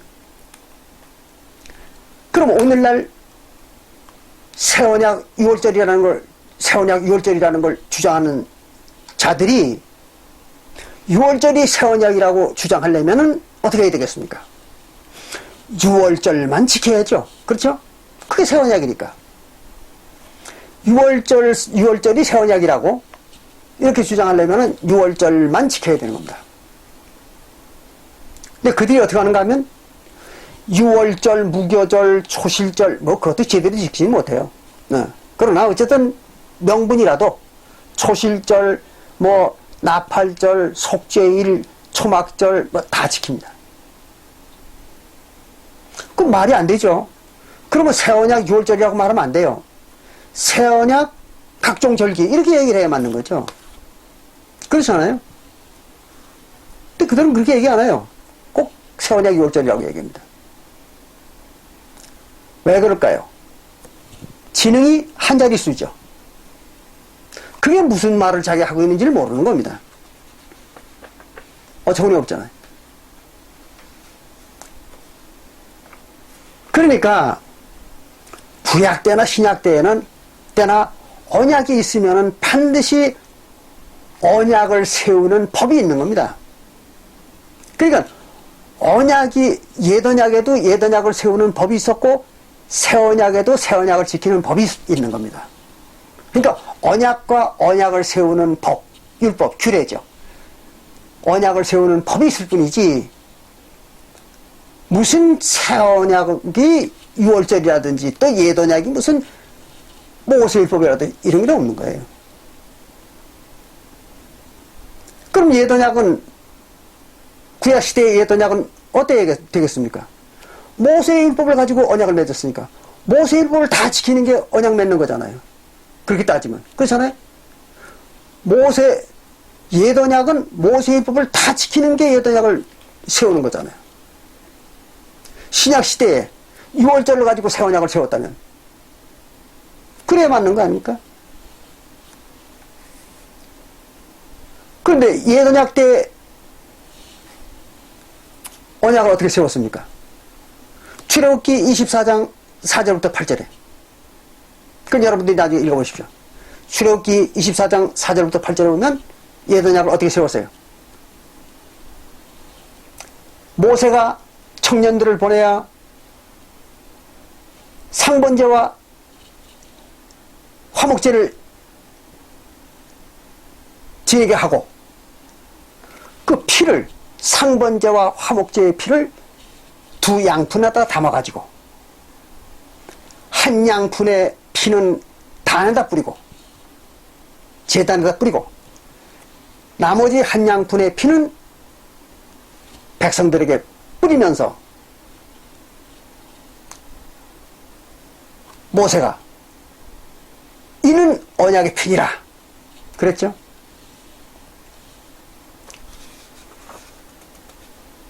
그게 언약 맺는 예식이에요.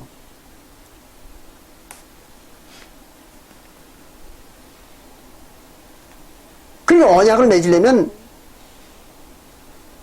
화목제를 행해가지고 그 피를 반은 제단에 뿌리고 반은 백성들에게 뿌려야 되는 겁니다. 그러면서 언약을 체결하는 거죠. 그게 언약식입니다. 그랬기 때문에 예수님도 마태복음 26장 26절부터 28절에서 어떻게 했습니까?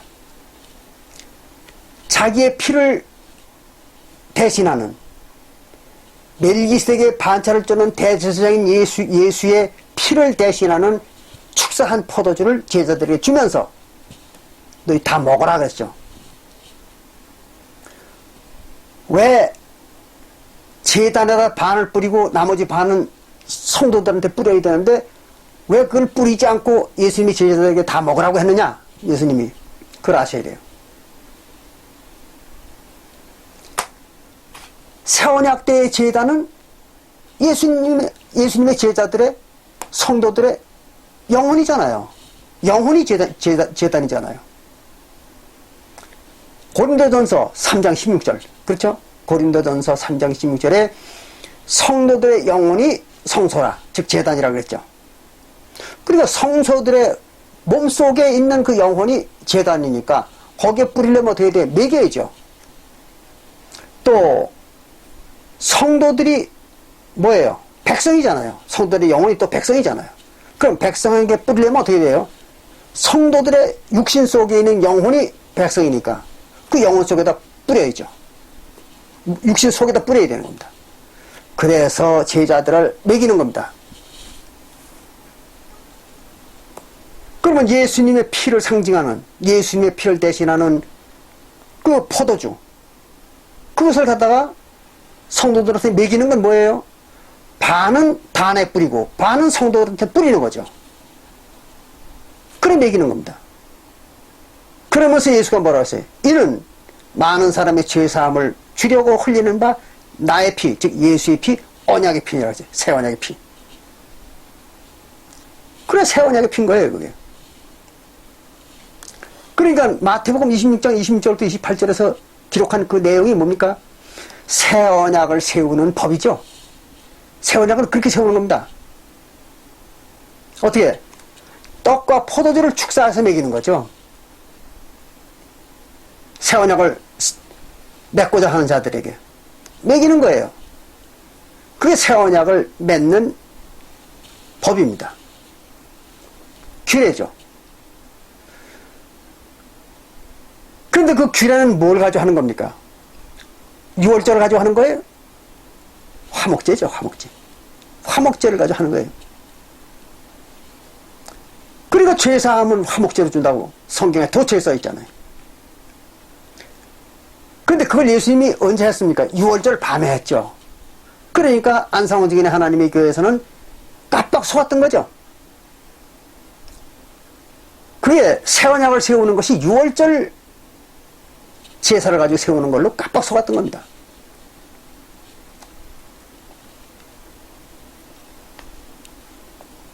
비록 유월절 밤에 했지만 그것은 화목제였던 것입니다. 속았죠. 사람이 마음을 곱게 쓰지 않으면 그게 속는 법입니다.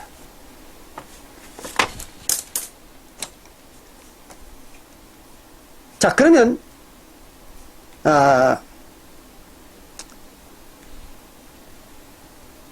새 언약 때에 새 언약을 세우는 규례는 이런 것입니다. 우리가 사도행전 2장 38절하고 사도행전 2장 38절하고 마태복음 26장 26절과 28절을 결합해 보면은 그걸 한때 묶어보면 그런 것이죠.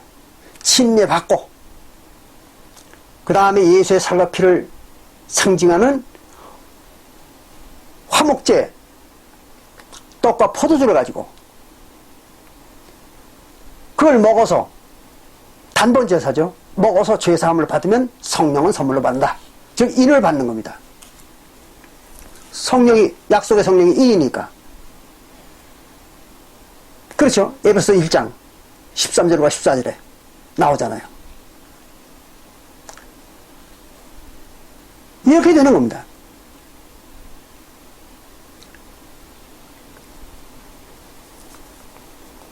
그런데 여러분들이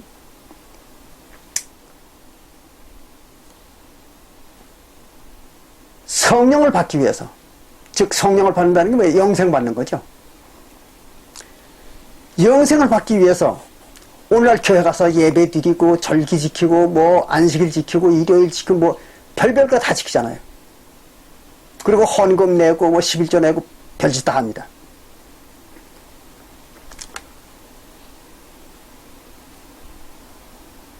그렇게 하라는 성경 구절이 없습니다.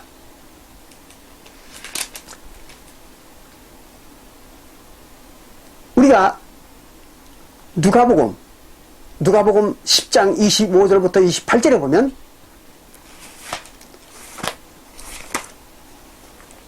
예수님은 이렇게 가르치고 있습니다.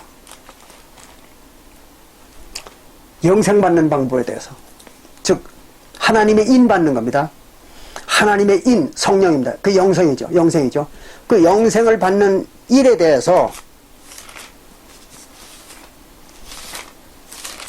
누가복음 10장 25절부터 28절에 이렇게 얘기하고 있어요. 예수님이. 보겠습니다. 어떤 율법사가 일어나 예수를 시험하여 가로되 선생님 내가 무엇을 하여 영생을 얻으리까? 뭘 어떻게 해야 영생을 얻겠습니까? 그리고 유대인의 율법사가 예수를 물어보는 거예요. 예수님한테. 그러니까 예수께서 이르시되 율법에 무엇이라 기록되었으면 네가 어떻게 읽었느냐 그러세요. 모세 율법에 뭐라고 기록되어 있느냐? 그러니까 그가 말하기를 가로되 네 마음을 다하며 목숨을 다하며 힘을 다하며 뜻을 다하여 주 너의 하나님을 사랑하고 그러세요. 첫째는 하나님을 사랑하는 법이 있더라. 그런 얘기입니다. 모세율법에. 두 번째는 또 네 이웃을 내 몸같이 사랑하라 하였나이다. 그랬어요. 네 이웃을 내 몸같이 사랑하라는 그런 법이 있습니다. 그러니까 모세율법은 둘로 나눠보면 하나는 하나님을 사랑하는 법이고 하나는 이웃을 사랑하는 법으로 이렇게 기록되어 있습니다. 이 얘기를 했던 거예요. 율법사니까. 그랬더니 예수께서 이르시되 옳도다. 그것을 행하라 그랬어요. 그게 뭐예요? 모세율법이죠. 그걸 행하라. 그러면 영생하리라 그랬습니다. 그럼 뭘 지켜야 영생한다는 얘기입니까? 예수님이 모세율법을 지켜야 영생한다는 거죠. 모세율법 지켜야지 영생할까요?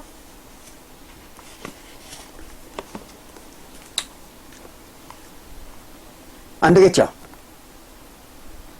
그러면 여기서 모세율법을 지키는 방법을 가르쳐 드리겠습니다. 예수님이 가르치신 겁니다. 모세율법을 지키는데 어떻게 지키느냐? 그러면요. 베드로전서 2장 38절에 보면은 이렇게 하라고 했죠. 베드로전서 2장 38절에 보면 이렇게 하라고 했습니다. 침례받고 예수 그리스도의 이름으로 침례받고 그 다음에 화목제를 통해서 죄사함 받고 그러면 성령을 선물로 받는다. 그게 예수가 베드로에게 가르친 겁니다. 그래서 예수가 유대인들한테 그렇게 얘기해가지고 유대인들은 하루에 3,000명이나 구원을 받았습니다. 그랬으면서 왜 예수는 여기에서 모세율법을 지키면 영생받는다고 이렇게 얘기했을까요? 바로 예수 그리스도의 이름으로 침례를 받고 화목제로 죄사함 받고 그리고 성령 받는 거, 그것이 바로 모세율법을 지키는 거라는 거예요. 이해가 참 어렵죠. 이해가 잘 안 될 겁니다. 이게 바로 모세율법을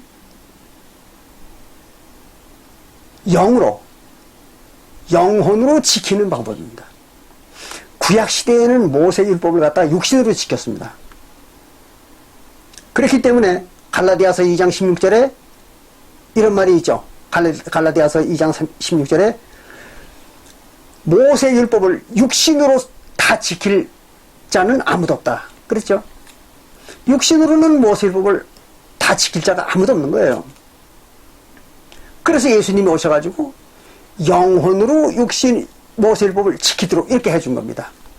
그게 바로 예수 그리스도의 이름으로 침례받고 화목제로 죄사함 받으면 성령을 선물로 받는 겁니다. 가르쳐 드릴게요. 모세율법이 첫째는 하나님을 사랑하는 율법과 두 번째는 이웃을 사랑하는 율법이 있다고 그랬죠. 이것입니다. 잘 보이십니까? 첫째는 하나님을 사랑하는 율법입니다. 두 번째는 이웃을 내 몸같이 사랑하는 율법이 있습니다. 이게 모세율법입니다. 그런데 하나님을 사랑하는 율법을 5가지로 나누어서 분류를 할 수 있습니다. 즉 하나님을 사랑하는 그 율법은 5가지 파트로 나눠져 있습니다. 첫째는 성소를 만들어야 됩니다. 그렇잖아요. 성소를 만들어야죠. 하나님 섬기려면. 두 번째는 제사장을 세워야 됩니다. 하나님을 섬기려면. 그 다음에 제물이 있어야 됩니다. 하나님에게 바칠 제물이 있어야 됩니다. 그 다음에 제사를 어떻게 지켜야 하는지에 대한 제사 예법이 있어야 됩니다. 그게 4번째입니다. 그 다음에 제사를 언제 지내느냐 하는 것, 제사 날짜입니다. 제사 날짜가 있어야 됩니다. 이 5가지가 모세 율법에서 하나님을 섬기는 예법입니다. 그게 제사제도죠. 그럼 이것을 어떻게 해서 영으로 지키면 다 지키는가? 설명을 드리겠습니다. 첫째, 성소는 성전이죠. 근데 예수 그리스도의 이름으로 침례를 받고 화목제로 제사 안 받으면 성도들의 영혼이 뭐가 됩니까? 성소가 되잖아요. 성소가 됩니다. 고린도전서 3장 16절. 그렇죠? 그러니까 고린도전서 3장 16절 성소가 성전이 되는 거예요. 성도들의 영혼이. 그러니까 성소를 다시 질 필요가 없겠죠. 질 필요가 없습니다. 그래서 성소에 대한 일이 끝납니다. 영혼으로 침례받고 화목제로 제사 안 받으면 끝나는 거예요. 성소를 질 필요가 없어요. 다 지켰죠. 그 다음에 제사장을 세워야 됩니다. 제사장을 세워야 되는데 침례받고 화목제사로 제사를 받고 나면 어떻게 돼요? 성도들이 다 제사장이 되잖아요. 또 세울 필요가 없잖아요. 제사장이. 끝난 겁니다. 자동적으로 제사장이 되는 거예요. 그러니까 제사장을 또 세울 필요가 없습니다. 그 다음에 제물이 있습니다. 제물은 여러분들 잘 아시죠? 히브리서 10장 5절부터 14절에 예수님의 몸으로 모든 제물을 대신한다. 그렇게 되어 있잖아요. 왜 그런가 하면 구약시대에는 육신으로 하나님에게 제사를 먹는 음식, 고기나 또는 포도주나 또는 과자나 이런 걸 바쳤죠. 그러나 영혼이 먹는 것은 그런 게 아니죠. 그래서 하늘 양식, 영혼이 먹는 하늘 양식, 그것이 뭐예요? 예수님의 몸이죠. 예수님의 살과 피입니다. 그거는 이미 한 번밖에 못 먹는다고 말씀을 드렸죠. 단번 제사입니다. 신약시대는. 히브리서 도초에 나오잖아요. 단번 제사라고.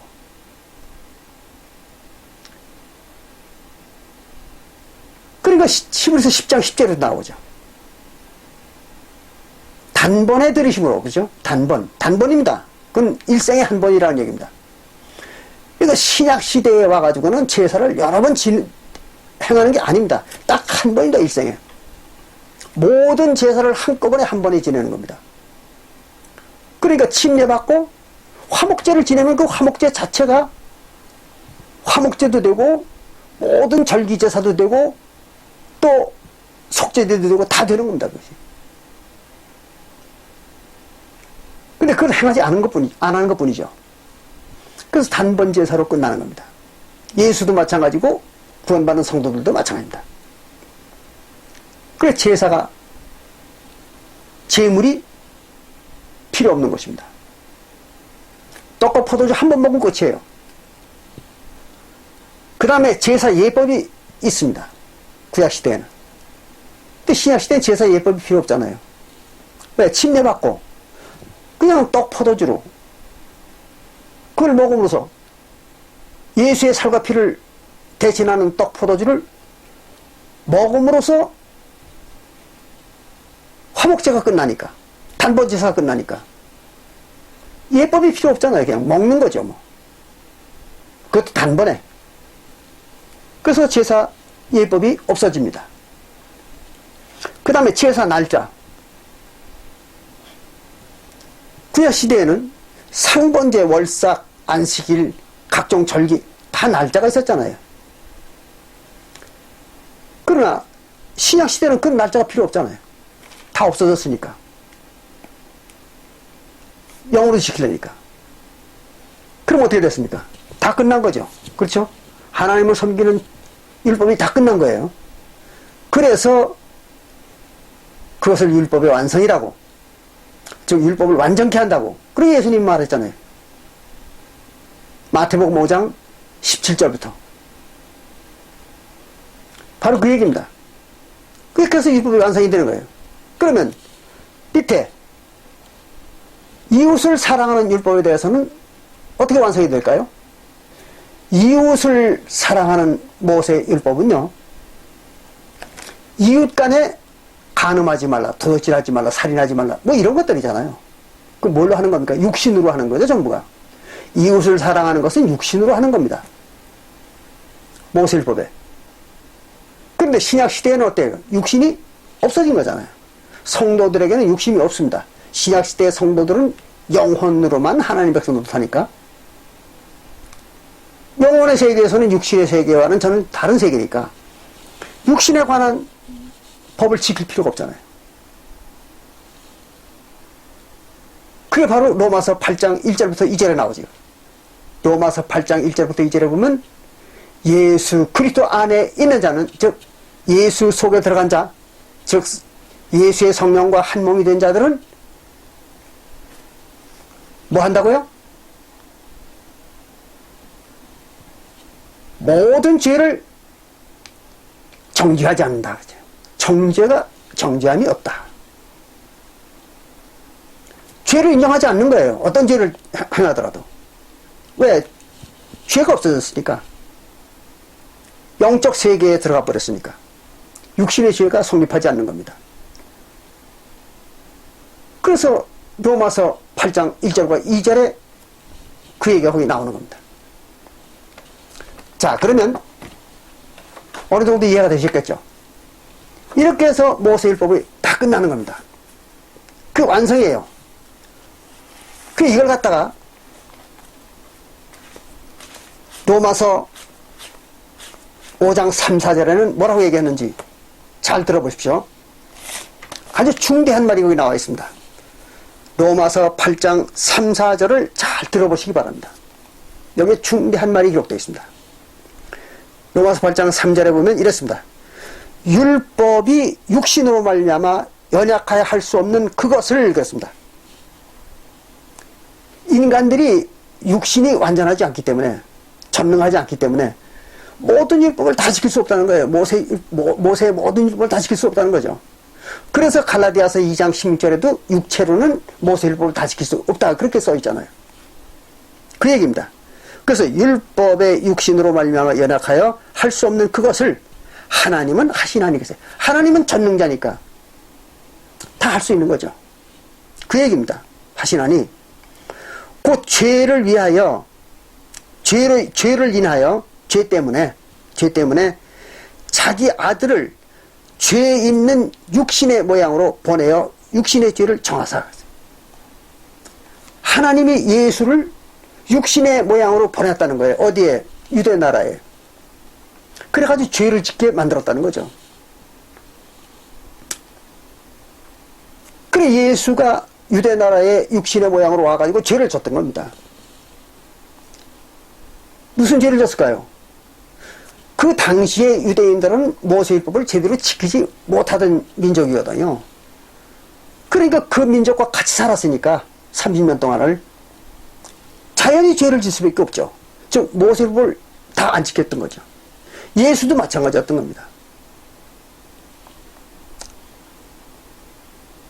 물론 예수가 전능자니까 다 지켰겠지, 이렇게 생각할 사람이 있을 거예요. 근데 그렇지는 않습니다.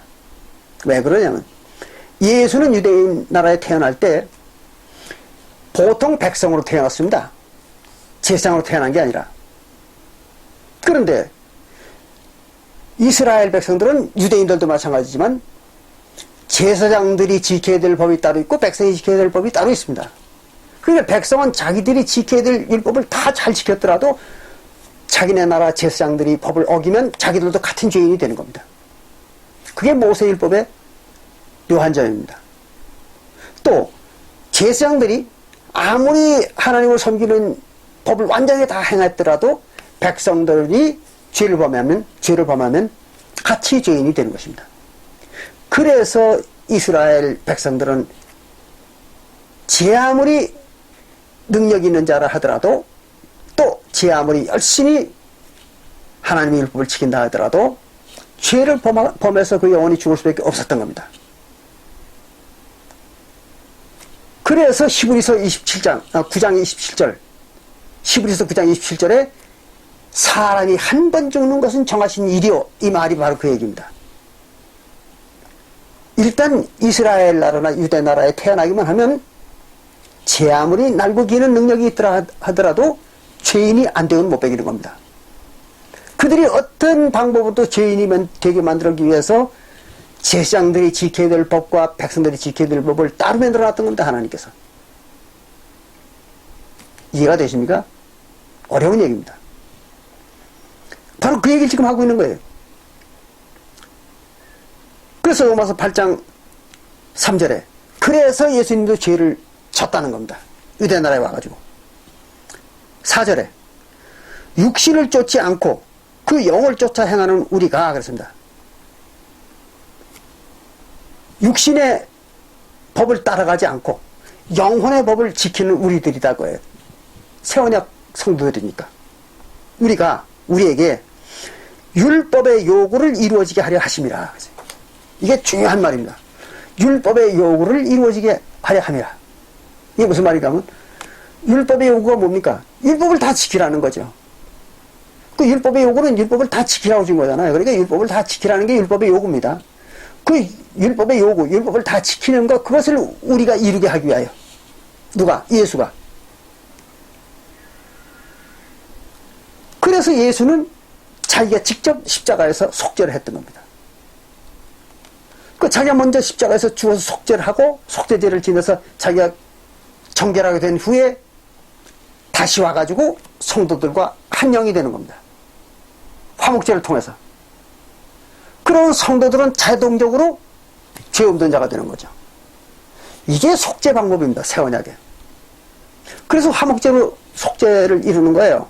구약 때는 속죄제로 이루어졌지만, 그러니까 신약 시대에 와가지고는 예수는 히브리서 9장 12절에서 속죄제를 통해서 자기 죄를 용서받았지만 성도들은 속죄제를 행하지 않고 예수가 다시 왔을 때, 성령으로 다시 왔을 때 화목제를 통해서 언약을 맺으면 그냥 한 영이 되어가지고 죄 없는 자가 되는 것입니다. 그게 이제 율법의 요구를 다 이루게 해주는 거죠. 바로 그 얘기입니다. 아마 여러분들이 이걸 처음 듣는 얘기라서 이해하기가 조금 어려울 겁니다. 그러나 두 번, 세 번 다시 읽어보십시오. 또 다시 들어보십시오. 그러면 이해가 될 겁니다. 이렇게 해서 율법의 요구를 다 이루는 겁니다. 그럼 율법의 요구를 다 이루는 게 뭐예요? 율법의 완성이죠. 율법을 다 이루니까 완성이 되는 거죠. 그게 새 언약의 율법입니다. 그리스도 율법이에요. 조금 여러분들이 난해한 이야기 될 수도 있습니다. 그러나 몇 번 반복해 들어보시기 바랍니다. 이렇게 해서 구약의 모세 율법을 갖다가 영혼으로 지키는 것이 새 언약의 율법입니다. 그리스도 율법이에요. 영혼으로 지키니까 어떻게 돼요? 모세 율법 다 지킬 수 있잖아요. 그렇죠? 조금 전에 봤죠? 육신으로는 못 지키는 겁니다. 그래서 예수가 모세 율법을 다 행하면 영생을 받는다. 그렇게 얘기한 겁니다. 근데 이것이 지난 2000년 동안 아무도 이걸 알았던 사람이 없습니다. 지구상에서. 그런데 어떻게 자기네 교회에 재림 예수가 왔다고 그따위 소리를 할 수 있습니까? 뭐 나는 이미 왔습니다. 뭐가 와요 오긴. 이렇게 해서 사람들을 속이는 야바우꾼들, 여러분들 아주 명심하고 조심하시기 바랍니다. 그리고 오늘 제가 말씀드린 것을 반복해 들어보시면 깨닫는 바가 있을 것입니다. 오늘 여기서 마치겠습니다. 감사합니다.